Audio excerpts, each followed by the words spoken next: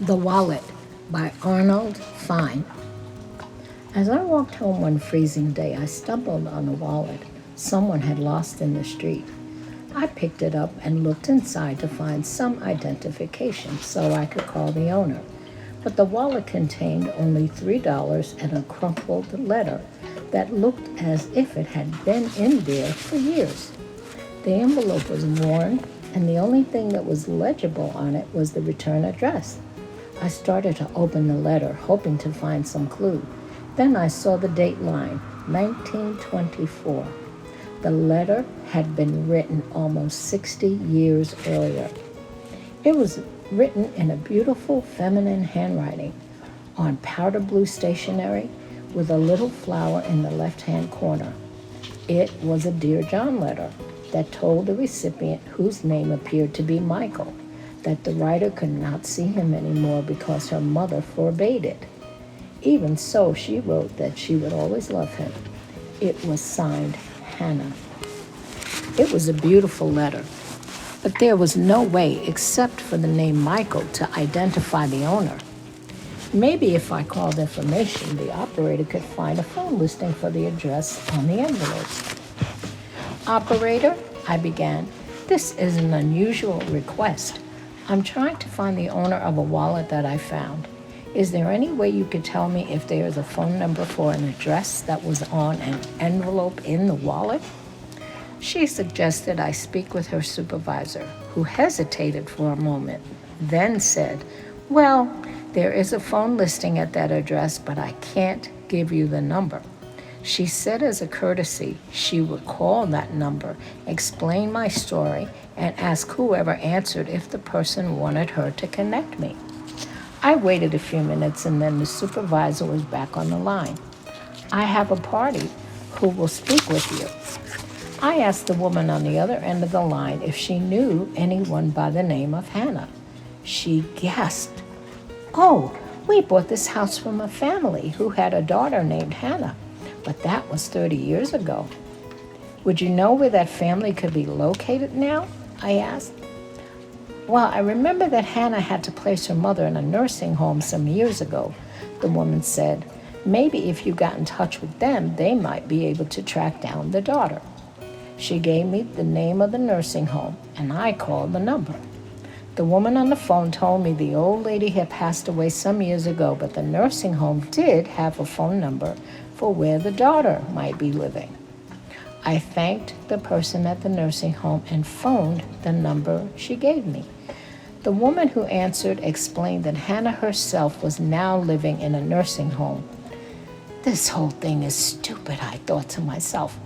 Why am I making such a big deal finding the owner of a wallet that has only $3 and a letter that's almost 60 years old? Nevertheless, I called the nursing home in which Anna was supposed to be living, and the man who answered the phone told me, yes, Hannah is staying with us. Even though it was already 10 p.m., I asked if I could come by to see her. Well, he said hesitatingly, if you want to take a chance, she might be in the day room watching television. I thanked him and drove over to the nursing home. The night nurse and a guard greeted me at the door. We went up to the 3rd floor of the large building. In the day room, the nurse introduced me to Hannah. She was a sweet, silver-haired old-timer with a warm smile and a twinkle in her eye. I told her about finding the wallet and showed her the letter.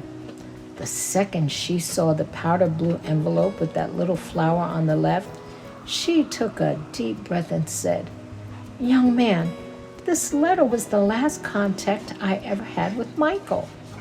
She looked away for a moment, deep in thought, and then said softly, I loved him very much, but I was only 16 at the time and my mother felt I was too young. Oh, he was so handsome. He looked like Sean Connery, the actor. Yes, she continued, Michael Goldstein was a wonderful person. If you should find him, tell him I think of him often. And she hesitated for a moment, almost biting her lip. Tell him I still love him. You know, she said, smiling as tears welled up in her eyes.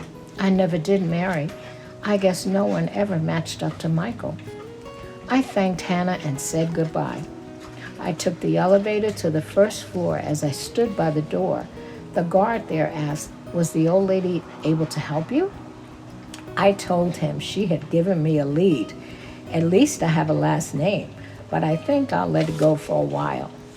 I spent almost a whole day trying to find the owner of this wallet. I had taken out the wallet, which was a simple brown leather case with red lacing on the side. When the guard saw it, he said, "Hey, wait a minute, that's Mr. Goldstein's wallet.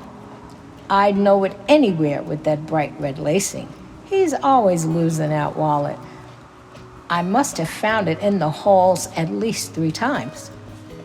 "Who's Mr. Goldstein?" I asked as my hand began to shake. "He's one of the old-timers on the 8th floor. That's Mike Goldstein's wallet for sure. He must have lost it on one of his walks." I thanked the guard and quickly ran back to the nurse's office. I told her what the guard had said. We went back to the elevator and got on. I prayed that Mr. Goldstein would be up. On the 8th floor, the nurse said, "I think he's still in the day room. He likes to read at night. He's a darling old man." We went to the only room that had any lights on, and there was a man reading a book.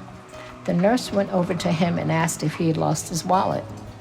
Mr. Goldstein looked up with surprise, put his hand in his back pocket and said, "Oh, it is missing." This kind gentleman found a wallet, and we wondered if it could be yours. I handed Mr. Goldstein the wallet, and the second he saw it, he smiled with relief and said, "Yes, that's it. It must have dropped out of my pocket this afternoon. I want to give you a reward." "No, thank you," I said, "but I have to tell you something." I read the letter in the hope of finding out who owned the wallet. The smile on his face suddenly disappeared. "You read that letter?" "Not only did I read it, I think I know where Hannah is." He suddenly grew pale. "Hannah? You know where she is? How is she? Is she still as pretty as she was? Please, please tell me," he begged. "She's fine, just as pretty as when you knew her," I said softly. The old man smiled with anticipation and asked, "Could you tell me where she is? I want to call her tomorrow." He grabbed my hand and said, "You know something, mister? I was so in love with that girl that when the letter came, my life literally ended. I never married. I guess I have always loved her." "Michael," I said, "come with me." We took the elevator down to the 3rd floor. The hallways were darkened, and only 1 or 2 little night lights lit our way to the day room where Hannah was sitting alone, watching the television. The nurse walked over to her. "Hannah?" she said softly, pointing to Michael, who was waiting with me in the doorway. "Do you know this man?"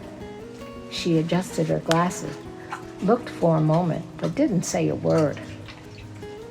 Michael said softly, almost in a whisper, "Hannah, it's Michael. Do you remember me?" She gasped. "Michael, I don't believe it, Michael. It's you, my Michael." He walked slowly toward her and they embraced. The nurse and I left with tears streaming down our faces.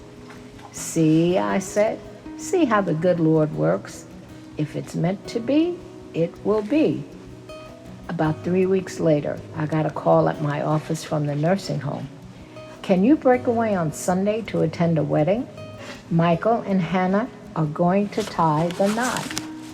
It was a beautiful wedding with all the people at the nursing home dressed up to join in the celebration. Hannah wore a light beige dress and looked beautiful.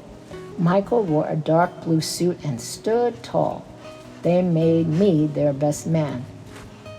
The hospital gave them their own room, and if you ever wanted to see a 76-year-old bride and a 79-year-old groom acting like 2 teenagers, you had to see this couple.